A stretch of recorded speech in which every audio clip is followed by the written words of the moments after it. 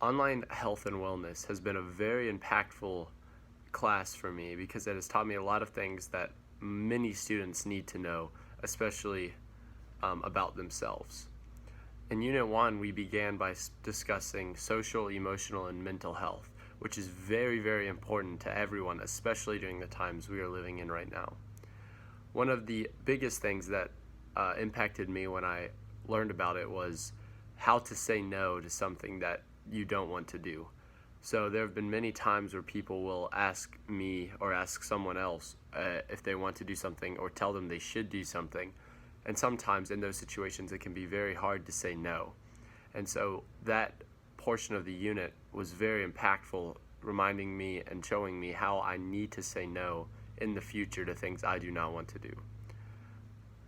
Something else we discussed in Unit 1 was how to set goals and make sure those goals are not only achievable but also help us gain what we want to become in the future.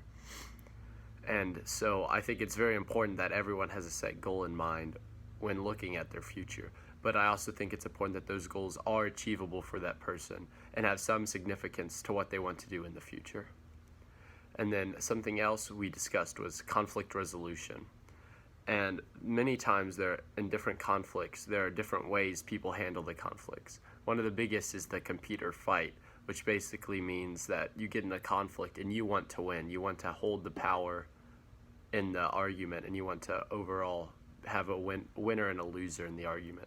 And that can be very detrimental to the person that loses the argument because they're basically put at a lower status than the person that wins. There's also compromise or negotiation where it's basically not a win-win, but it's also not a lose-lose for either party in the argument. They just kind of discuss and come to a compromise where neither of them get what they want, but neither of them don't get what they want. But the best way to resolve a conflict is to collaborate, which means the two parties that are having a conflict come together and collaborate and discuss what's the best option.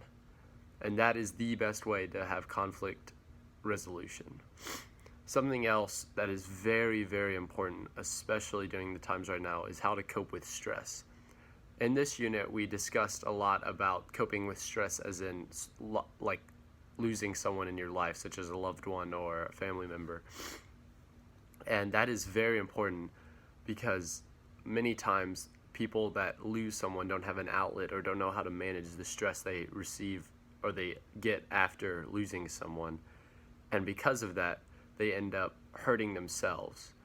And so coping with stress and managing that stress is a very, very important way to make sure that you stay healthy and have a good mental and emotional state day to day.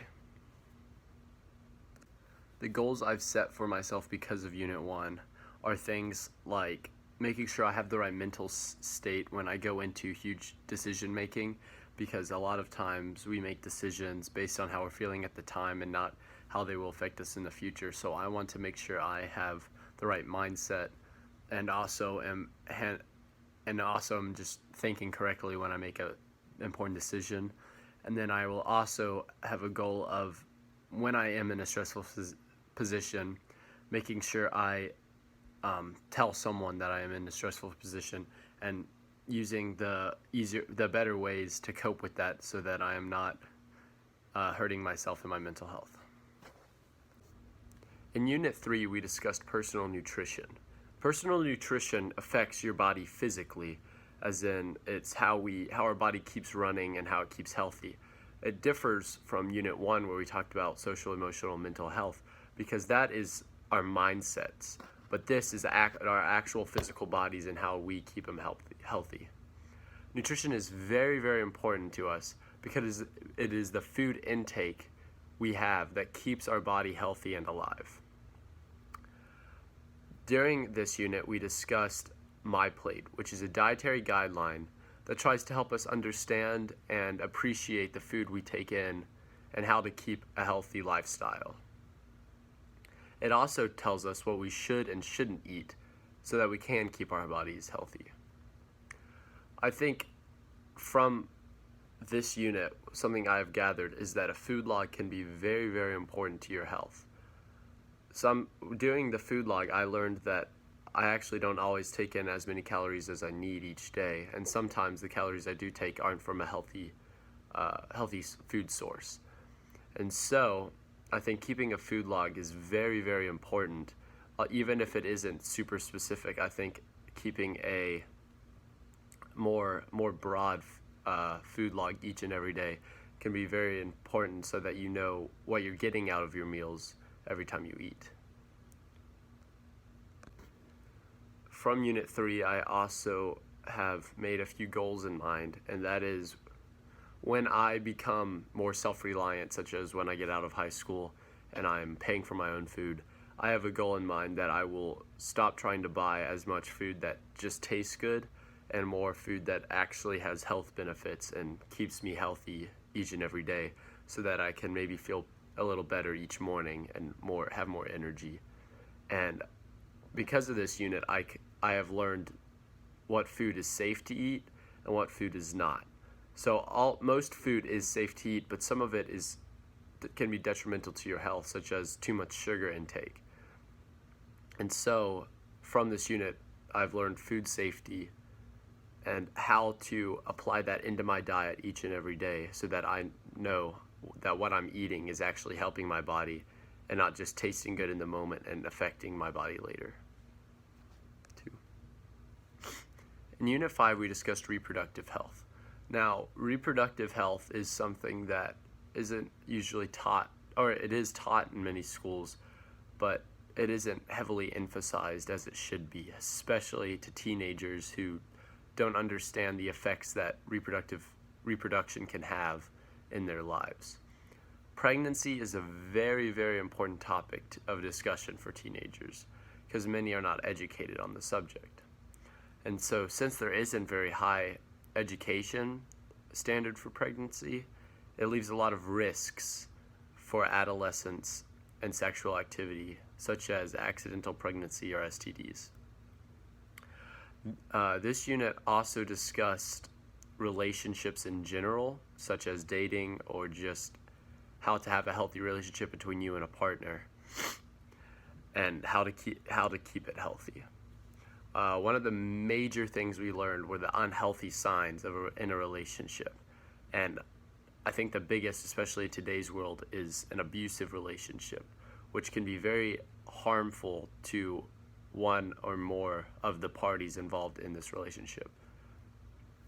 And so, when you're in an abusive relationship, the hardest thing to do is to tell other people about it, because you don't know how they'll react, or when that other person that is abusing you, when they find out that you've told someone, how they will react. And so it is very hard to tell others. And so in this unit, we talked about why it's important to tell others and how to tell them in a safe way, so that you can make sure you are getting the help you need and that the relationship isn't staying abusive, or that you get out of the abusive relationship. Unit 5 has also taught us how to maintain reproductive health, and a few strategies of ways that you can continue to be healthy in that area. My own personal strategy for maintaining reproductive health is to stay abstinent until marriage, because that not only gets rid of the risk of getting an early STD when I'm younger, but also the risk of teenage pregnancy, which can be very harmful to your education, and also just a lot of stress that can come with a sexual relationship. And I also have a goal to make sure that the person I am marrying and reproducing with has not had sexual relations with anyone else, so that I also don't have a chance to get an STD that they may not know that they have. In Unit 2, we talked about disease prevention and control. One of the things we talked about were communicable diseases. These diseases are diseases that travel from person to person through human contact. That is extremely prevalent during this time with the COVID pandemic, because it can be seen around the world as people are continuously getting sick from this disease as they are in close proximity to other people that already have it. And we also discussed infectious disease, which are very common and can be deadly. One of the most well-known is the flu, which causes many deaths each year and can keep you out of work for days because of the symptoms. With every disease, there are controllable risk factors and uncontrollable risk factors. So if we consider the COVID pandemic right now, one of the risk factors is the close proximity you have to other people. So we have a choice in the US if we would like to stay quarantined ourselves or if we have to go out for work. And so when we do go out, we have a choice of wearing a mask, or most people. Right now, there are different rules coming out that you have to wear masks, but you can still control how close you are to other people, which significantly lessens your percent chance of actually getting the COVID pandemic. But one of the things we can't control for is the fact that it is airborne, which means people who cough or when you breathe, the disease goes into the air and becomes airborne, and we can't see those particles in the air, so we don't know if we're breathing them in or not, and that is an uncontrollable risk factor that we can't do anything about. And also an uncontrollable risk factor is the fact that there is no vaccine for the COVID pandemic, so there's nothing we can take to prevent ourselves from getting it at all. And something that this unit has taught me that I will be aware of in the future is if there's another pandemic or if there's some sort of disease like the flu, how I can make sure I keep myself safe so that I don't become sick with that certain disease. Unit 4 is probably one of the most important units we talked about during this class. That is because Unit 4 discusses substance use and abuse, which is very prevalent in the world today. With each substance, there are short-term and long-term effects. So, for instance, if we take something super common like smoking has a lot of short-term effects such as coughing or just reduced energy or even bad breath. But it has extreme long-term effects which are much more intense, such as strokes, heart attacks, and can even cause cancers in the mouth and lungs and stuff. We also discussed the use of drugs as a medicine and treatment. There are many substances that can do wonders for the human body, such as killing off unwanted bacteria or infections. But there are also some that can change the body's physical capabilities, such as steroids that help. I'm not actually sure what steroids do exactly. They work with the muscles in the body, and also painkillers that reduce your perception of pain, and then also the gases and drugs that are used during surgeries to put people to sleep.